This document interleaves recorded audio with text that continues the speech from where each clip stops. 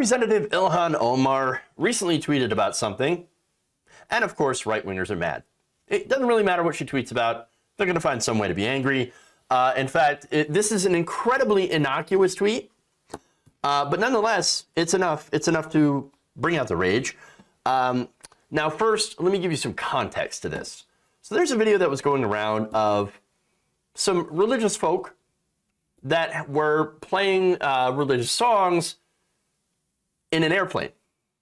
So I want to show you that, and then we'll talk about it. I'll give you my opinion on that, and then we'll go into Ilhan Omar. Take a look.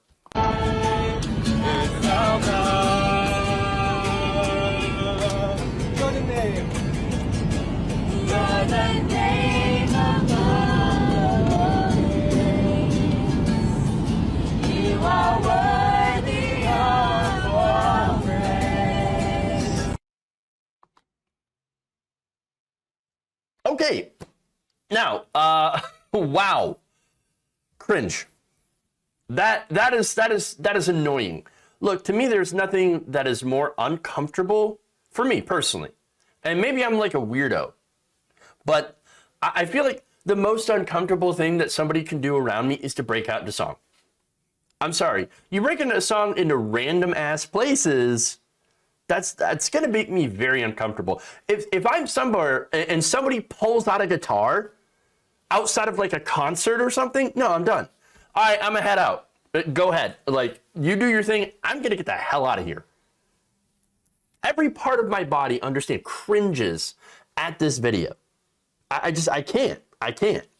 And again, it's not even because of the whole praise Jesus thing, which is another added layer and level of cringe. But look, they could be singing anything, and I would just not be in favor of it. You could be singing like the songs from Hamilton, which I haven't watched. Because once again, I don't like musicals. I don't like people breaking into song. I don't like it. I'm not in favor. I will pass. I will pass. Now, the problem is, of course, if you're on a plane, you're a commercial plane, you're 30,000 feet in the air, you can't pass, you can't leave. You are a literal captive audience. And so, look, I'm going to show you a picture here. I don't know if any of you noticed this guy. That's me. That's my reaction. If I'm over there, I mean, you look at his face, he's like, oh, come on, dude. Yeah, come on, dog, I'm tired, man. Like, I just want to get some sleep or something or whatever. I don't want to listen. This is the last thing that I need right now. This is the last thing. Get me out of here.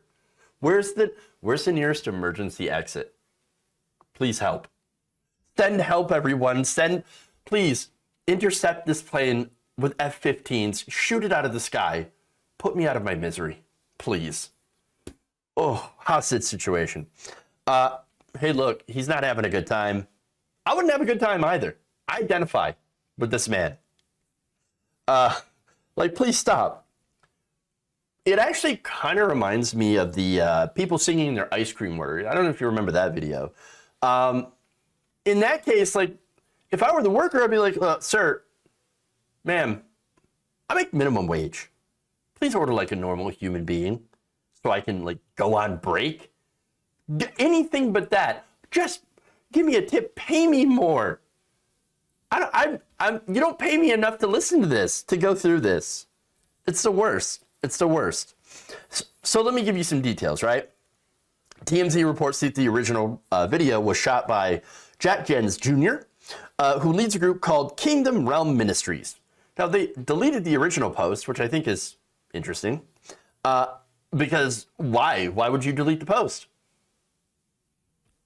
And look, you know, the group, I guess they're doing some good work, helping people from Ukraine. Totally fine with that. Just for God's sakes, literally, do not hold a captive audience and just, I don't know, subject people to cringe singing. Please, just don't. Don't. Now, let's get to the political angle of it, right? So now Ilhan Omar, you know, since this video went viral, like 30-something million views, well, she tweeted, I think my family and I should have a prayer session next time I'm on a plane. How do you think it will end? Interesting. So now that's a good question because, well, she's Muslim. And so I'm guessing, I don't think a lot of you have to stretch real far to come to this conclusion, that there's going to be people that might get a little freaked out. I was annoyed at this, okay? And you imagine a lot of the people on that plane being subject to Muslim prayers.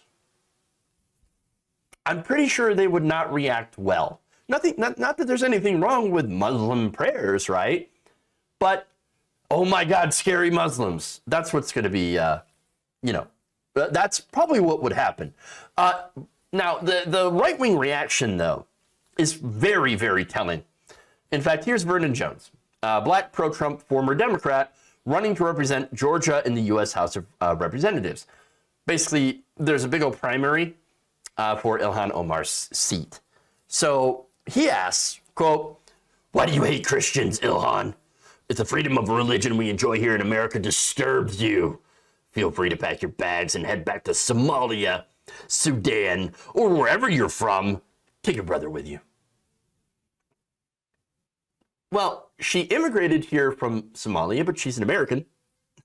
Again, unhinged responses because she said nothing about Christians. She said, "Hey, what if me and my family and friends, what would happen if we did the same thing?" And it's a good question.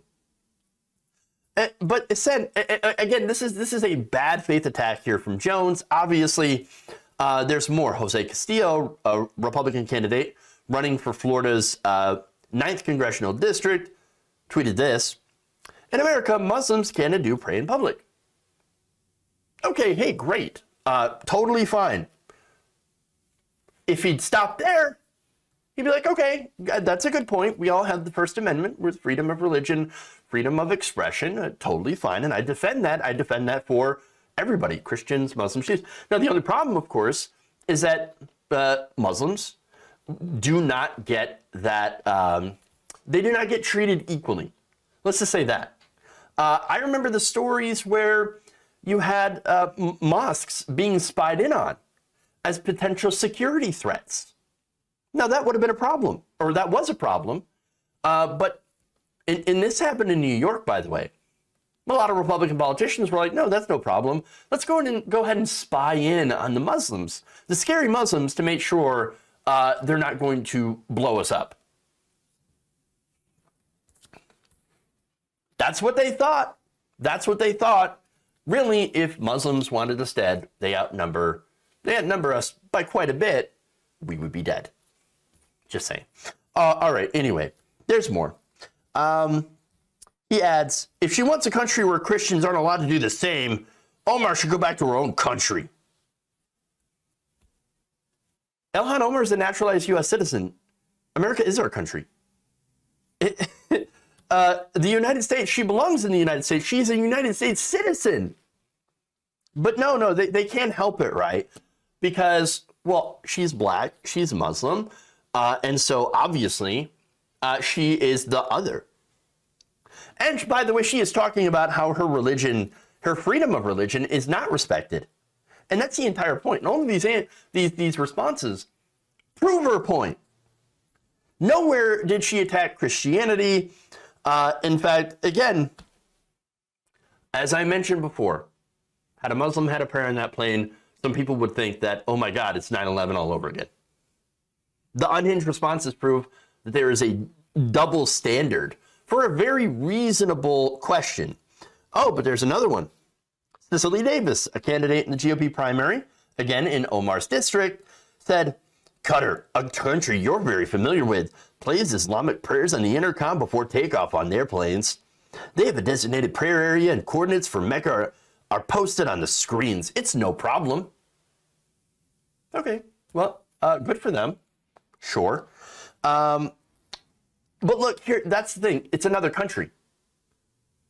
And by the way, I don't believe that they have freedom of religion like we do in this country. In fact, I wouldn't like it if they had that here. I wouldn't like it if any religion was given precedence over another. It's literally anti-American.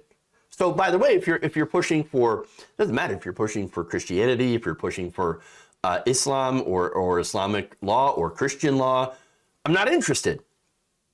I believe in America, which is a secular country. All right.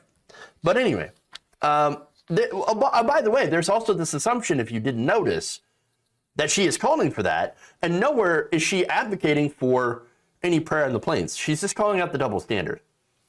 Now, Davis ends with this. The issue is you hate Christians and Jews and lots of Muslims. How do you even arrive at that conclusion? How? What is the mental gymnastics of ending up at that? Oh, but there's more. I think there's one more. All right. This is Royce White, another candidate in the same primary. Here's what he said. I'm coming for your seat. Don't disrespect Christianity. You're a globalist fraud. You can't pray in Pelosi's office. The Democrats you serve don't believe in God. Their platform is openly anti-God. Minneapolis will not become Mogadishu. We will not bend the knee. Wild. That is wild. Save the best for last, right? I love the inclusion of many problematic things in that tweet, like, for example, globalism. And understand that, like, that's a dog whistle for the far right. Because basically it stands for a anti-Semitic conspiracy theory that the world is owned by the Jews that are trying to create a one world government. Absolutely ridiculous, but again, there are people on the far right that believe, oh no, globalist conspiracy. Amazing. Super bonkers. And by the way, a couple of other points. Plenty of Democrats are religious. The thing is, Democrats, what they don't do is try to push religion on other people. Okay? Because religion has no place in our government. Because of the First Amendment. The First Amendment clearly states, Congress shall make no law establishing religion or preventing the free exercise thereof. And then, of course, my favorite thing here is Minneapolis will not become Mogadishu. Like, that's just straight up racist, bro. Like Ilhan Omar, what Ilhan Omar is doing is she's trying to serve her constituents. You know how? She's trying to push policies like healthcare, higher wages, LGBTQIA plus inclusion and protections. Things like the Green New Deal. But because she is a black Muslim immigrant, well, they're just going to say that, no, she just wants to turn Minnesota into the Somali capital. I mean, these people are gross. Obviously playing on Islamophobia in their attacks against her, because really, when you look at their policies, well, they don't have anything else except for Islamophobia.